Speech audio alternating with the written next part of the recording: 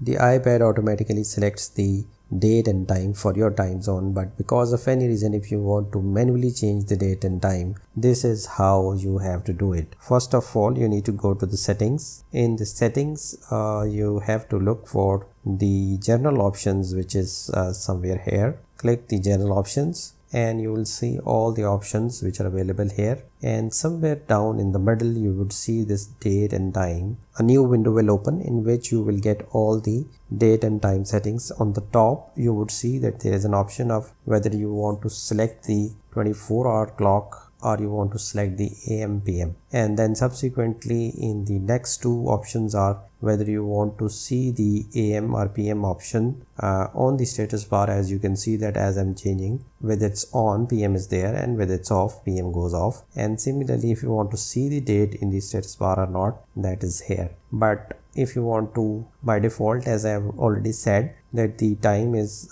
zone is automatically set, but if you want to manually do that, just switch that off and then you will get your time zone and date and time. You can select the date which you want to do it. For the sake of example, I'll select 30th September, and then from here you can also change the time, whatever the time you want to adjust. Click go back, and as you can see on the top or in my status bar that the date and time has changed, and because of any reason you want to set that to automatic, go back to settings, select journal, date and time, and switch on this set automatically. So that's how you can manually change the date and time on your iPad. Thanks for watching. Like, share and subscribe.